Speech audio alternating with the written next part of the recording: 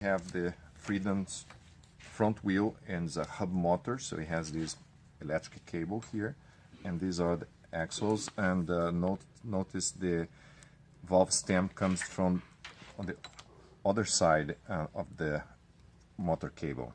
So what we're gonna do, you can use a vise, or you can use this special tool here that we designed for not just this motor but other motors the same new type.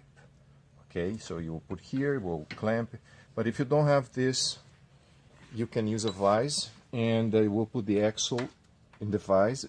Make sure that this cable here is on the slot here, you see. So let's tighten the axle. What we are doing here is making sure that we have something holding the wheel for us to work. So what we're gonna do is to remove the air, or if the tire is flat already, don't need it. Okay, take as much air as you can. Make sure the tire comes off the rim. So now to help here, you can spray some silicone on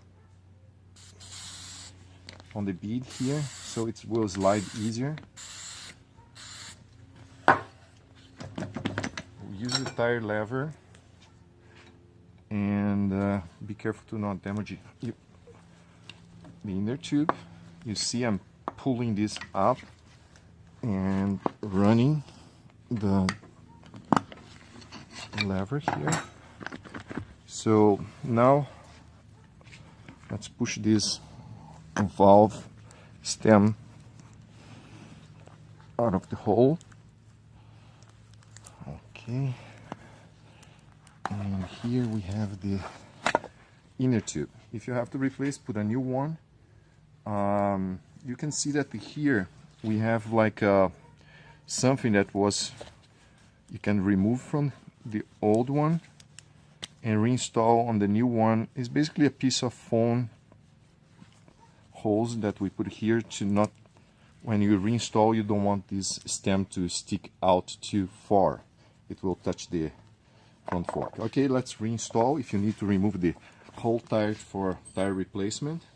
So the way we reinstall, of course, you can put some additional, spray some additional silicone. Okay, let's align this with the hole there, with the tube.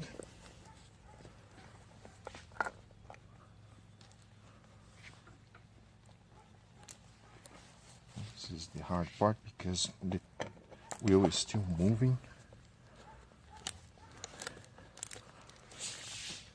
Be careful to not twist the inner tube inside here. Once you put it there, make sure that it's kind of in one direction.